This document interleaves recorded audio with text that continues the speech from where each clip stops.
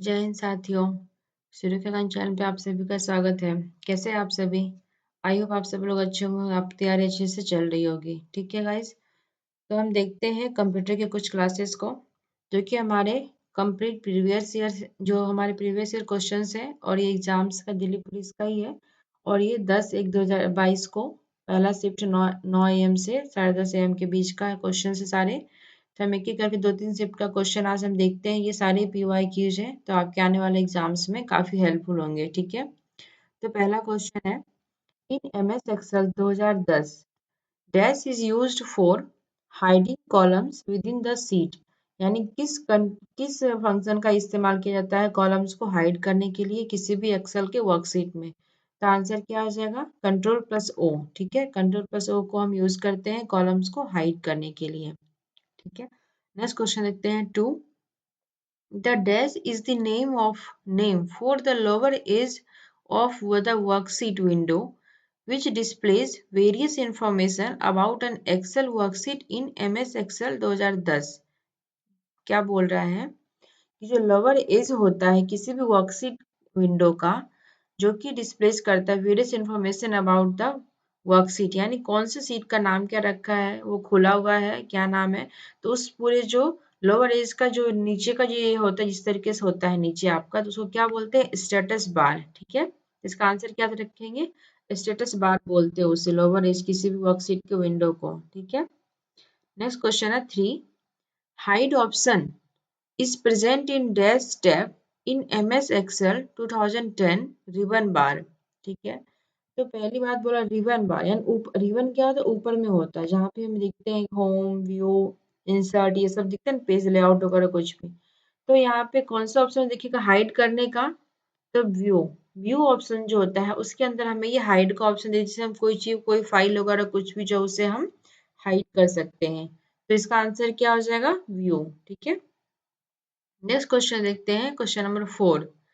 Which of the following is note a document processing software. ठीक है, आपके question में 4 ऑप्शन दिए होंगे, पर अब हमें सिंपल हमने आंसर रखा है। तो ये क्या हो जाएगा? Open office impress. ठीक है, ओपन ऑफिस इम्प्रेस क्या है? जो है ये कोई डॉक्यूमेंट नहीं है, नॉट डॉक्यूमेंट प्रोसेसिंग, जो कि आपके सॉफ्टवेयर को प्रोसेस करे। तो इसका आंसर क्या हो जाएगा? Open office impress. ठीक है, क्वेश्चन नंबर 5 देखते हैं। Mozilla is a web browsing software developed in the year dash by the Mozilla foundation. ठीक है, तो ये बोल रहा है मोजिला जो एक वेब ब्राउजिंग सॉफ्टवेयर है, जो कि कौन से ईयर में डेवलप किया गया है? बाय द मोजिला फाउंडेशन के द्वारा। तो इसका आंसर क्या हो जाएगा? 2002 में मोजिला फायरफॉक्स का को डेवलप किया गया था, जो कि एक वेब ब्राउजिंग सॉफ्टवेयर है। ठीक है, लगभग हर पीसी में होते ही हैं। नेक्स्ट क्वेश्चन देखते हैं आपका, इन MS Excel 2010 days are named from a onwards and days are named from one onwards। ठीक है, यानी कि बोल रहा है जैसे MS Excel, पहली बात वर्कशीट कैसा होता है हमारा, इस तरीके से होता है। ठीक है, यहाँ लिखा रहता है ABCD, इधर लिखा रहता है 1 2 3। ठीक है, तो कह रहा है जो हमारे ए से स्टार्ट होता है, ये कि ऊपर वाली जो लाइन वो वर्टिकल, तो उसे हम क्या बोलते हैं? उसे हम बोलते हैं कॉलम। ठीक है, और जो हॉरिजॉन्टली होता है उसे बोलते हैं हम रो। तो कह रहा है रो जो एक से स्टार्ट होती है और ए से स्टार्ट होता है हमारा, तो उसे हम बोलते हैं कॉलम, और दूसरा क्या हो जाएगा? रो। यहाँ पे हो जाएगा आपका कॉलम और यहाँ पे हो जाएगा हमारा रो। ठीक है, और इसे हम याद रखेंगे। नेक्स्ट क्वेश्चन है question number 7। A markup language and file format used for storing, transmitting and reconstructing arbitrary data is known as। तो क्या बोल रहा है? एक मार्कअप लैंग्वेज है and file format used for storing, जो कि यूज किया जाता है स्टोर करने के लिए, ट्रांसमिट करने के लिए और रिकंस्ट्रक्ट करने के लिए आर्बिट्ररी डाटा को, उसे हम बोलते हैं XML। ठीक है, और गाइस हमें अच्छे से पता है एक होता है हमारा HTML। ठीक है, ये भी क्या मार्कअप लैंग्वेज, इसका नाम क्या है हमारा? Hyper text markup language. ठीक है, हम इसे भी याद रखेंगे, इसे फुल इसका फॉर्म में आंसर पूछ क्या हो जाएगा हमारा XML, ठीक है, तो हम याद रखेंगे इसका आंसर XML हो जाएगा। नेक्स्ट क्वेश्चन है question number 8, which of the following is the symbol that must be used in email address. तो कह रहा है किस ईमेल एड्रेस से किस सिंबल का इस्तेमाल करते हैं। जैसे मान लीजिए कोई भी ईमेल लिखते क्या लिखते हैं, abc@gmail.com, ठीक है, तो ABC ये क्या हो गया हमारा यूजर नेम, इधर बोलते यूजर नेम, और ये हमारा क्या होता है डोमेन, ठीक है। तो हम ईमेल में जब भी कुछ लिखते हैं तो हम @ का इस ईमेल का यूज करते हैं, चाहे हम जीमेल पे लिखे, चाहे हम याहू पे लिखे, चाहे हम रैपिड इस रेडिफ मेल पे लिखे, कहीं भी लिखे हम तो सिंबल का हम इस्तेमाल करते हैं, ठीक है।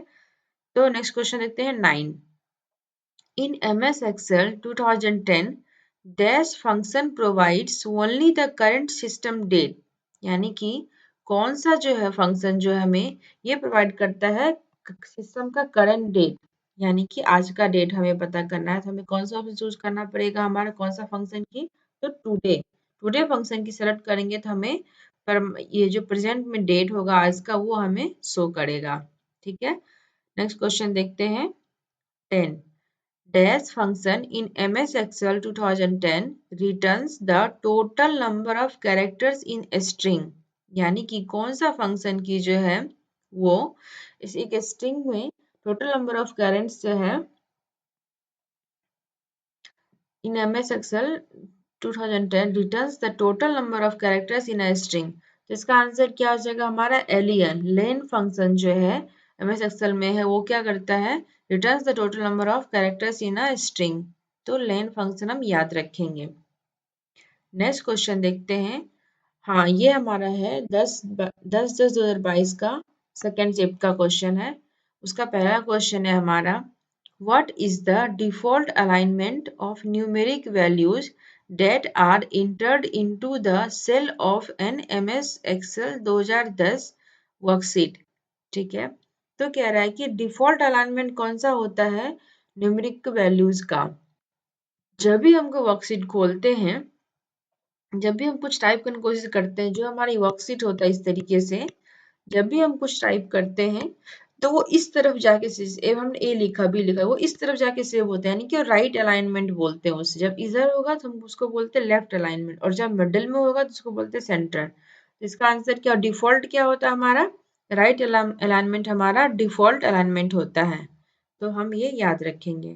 क्वेश्चन नंबर नेक्स्ट देखते हैं 2, in MS Excel 2010, we can collapse the ribbon to get extra space on the screen. Right click anywhere on the ribbon and then click collapse the ribbon or press. ये बोल रहे हैं कि जो we can collapse the ribbon to get extra space on the screen, यानी कि जो हमारा एक्स्ट्रा स्पेस चाहिए होगा उसे कोलैप्स करने के लिए, और right click anywhere on the ribbon, और हम अगर रिबन पर राइट क्लिक करते हैं and then click collapse the ribbon और प्रेस, और जो है तब हम क्लिक करते कोलैप्स के ऊपर रिबन या प्रेस करने के लिए, तो हम कौन से फंक्शन का इस्तेमाल करते हैं। इसका आंसर क्या हो जाएगा CTRL+F1, यानी Ctrl+F1 अगर हम प्रेस करते हैं तो हमारा ये फंक्शन जो है ये कर सकते हैं अपने वर्कशीट में, ठीक है। नेक्स्ट क्वेश्चन देखते हैं question number 3, which of the following is a valid domain name in an email address. तो ईमेल एड्रेस में मैंने क्या बताया था, कोई हम ईमेल लिख जैसे abc@gmail.com, ठीक है। तो हमारा ये डोमेन इधर वाला डोमेन इधर वाले को हम बोलते हैं यूजर नेम। तो डोमेन में gmail.com भी हो सकता है, yahoo.com भी हो सकता है, और outlook.com भी हो सकता है। तो ये हमारा तीनों के तीनों क्या वैलिड हैं, ठीक है। ये तीनों हमारे वैलिड डोमेन नेम हो सकते हैं, तो आंसर तीनों ही हो जाएंगे 1 2 3 मिक्स करके, ठीक है। नेक्स्ट क्वेश्चन देखते हैं 4, कॉपिंग a page onto a server is called the page, यानी जब हम किसी सर्वर के ऊपर कोई चीज कॉपी करते हैं तो उसको हम बोलते हैं अपलोड करना, ठीक है, अपलोड करना। लेकिन जब हम डाउनलोड में क्या करते हैं, सर्वर अभी हम जब सर्वर पे कॉपी करते हैं तो अपलोड करना, और जब पीसी में कॉपी करते हैं तो उसको बोलते हैं हम डाउनलोड करना, ठीक है। जब जैसे हम कोई वेबसाइट खोलते हैं कुछ हमें हमें हमें डाउनलोड करना होता है, तो जब हम पीसी में करते हैं तो डाउनलोड, और जब सर्वर पे कॉपी करते हैं तो वो हमारा हो जाएगा। देखते हैं क्वेश्चन नंबर 5।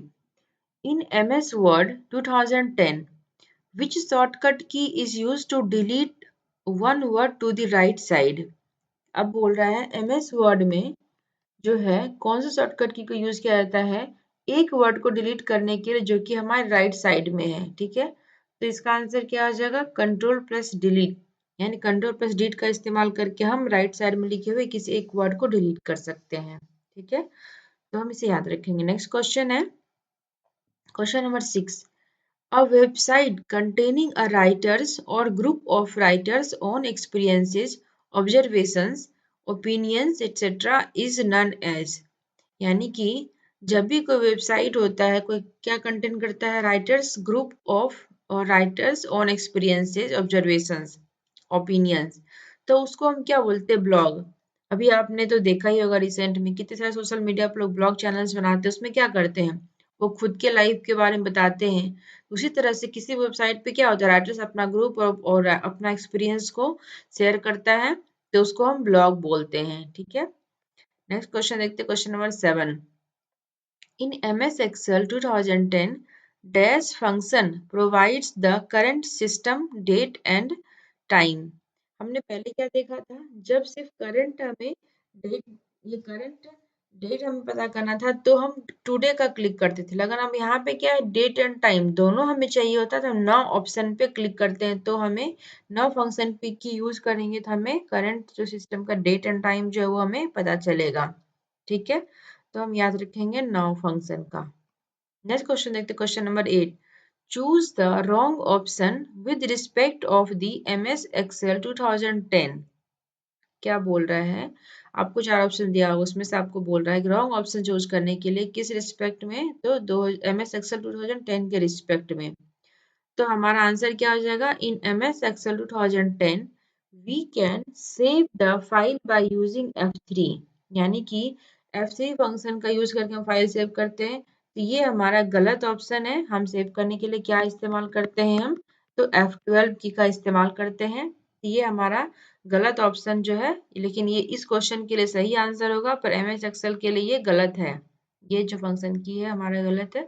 आंसर क्या हो जाएगा? तो आप इसे याद रखेंगे। ठीक है, नेक्स्ट क्वेश्चन है question number 9।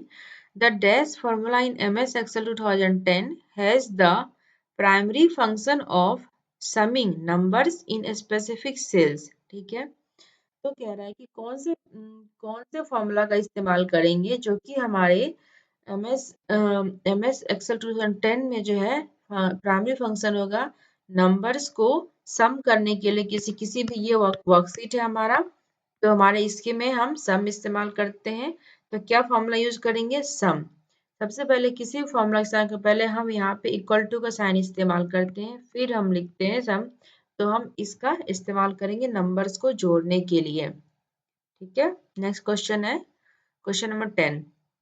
Which of the following keyboard shortcuts is used to rename the table in MS Excel 2010? ठीक है, तो हमारे MS Excel में जो टेबल का नाम को रीनेम करने के लिए कौन सा शॉर्टकट की इस्तेमाल करेंगे?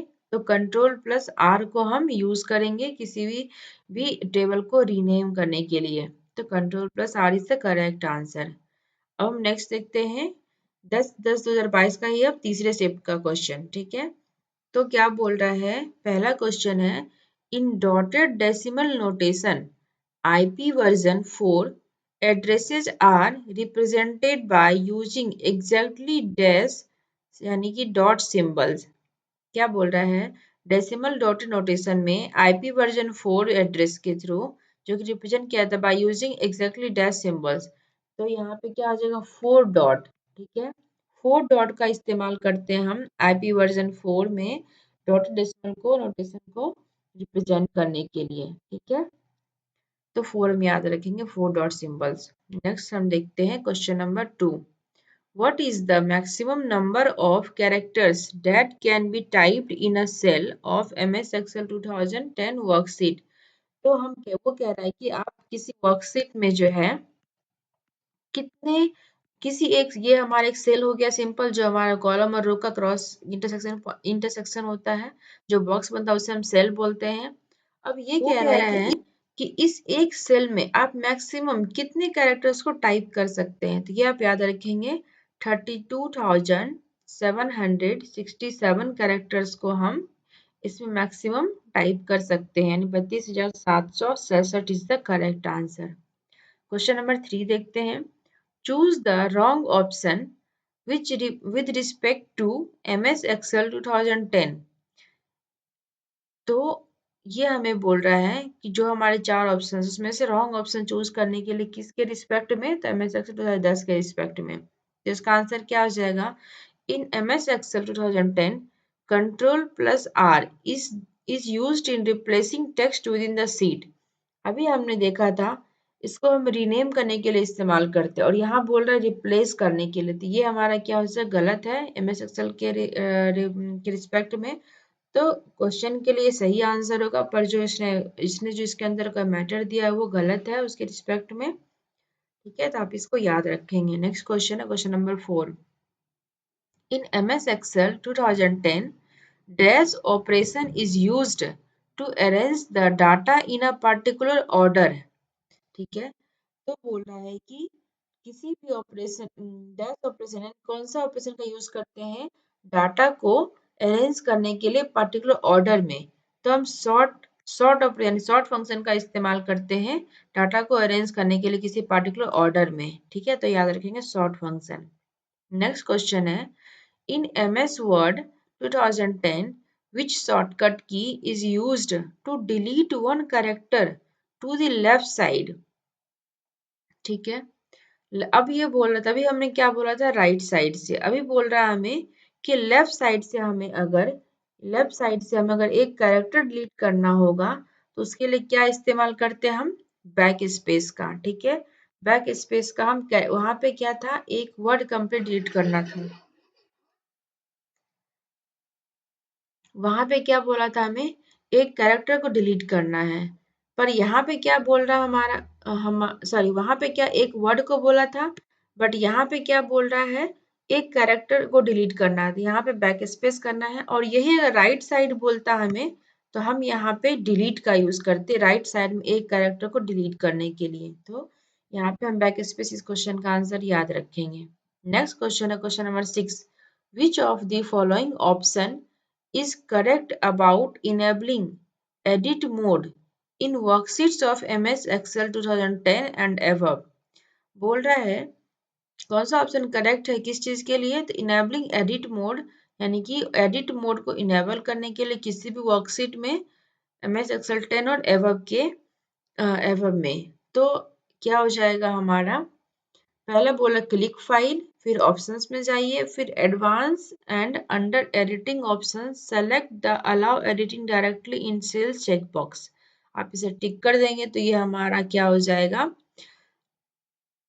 एडिट मोड ऑप्शन हमारा इनेबल हो जाएगा। ठीक है, पहले क्लिक फाइल करेंगे, फिर ऑप्शंस में, फिर जाएंगे advance under editing option select the allow editing directly in cells check box. तो इसका आंसर ये हो जाएगा। नेक्स्ट क्वेश्चन है question number 7। Dash shortcut key is used in MS Excel 2010 to go to View tab। बोल रहा है dash shortcut की, किस शॉर्टकट की का इस्तेमाल किया जाता है किस चीज के लिए, तो गो टू व्यू टैब, यानी व्यू टैब में जाने के लिए हमें किस शॉर्टकट की का इस्तेमाल करना पड़ता है, तो अल्ट प्लस डब्लू। अगर हम इसका इस्तेमाल करेंगे तो हम व्यू टैब में डायरेक्टली पहुंच जाएंगे। ठीक है, नेक्स्ट क्वेश्चन देखते हैं question number 8। In which folder are unfinished emails are stored without sending them। यानी कि जो अनफिनिश्ड ईमेल है हम किस फोल्डर में उसे सेव करते हैं, अगर हम उसे जब तक हम उसे सेंड नहीं करते हैं। तो आंसर जो कि हम अनफिनिश्ड है, लिखते नहीं है, पूरा लिखते नहीं है, बस हम थोड़ा टाइप करके छोड़ देते हैं, वो क्या होता है, ड्राफ्ट फोल्डर।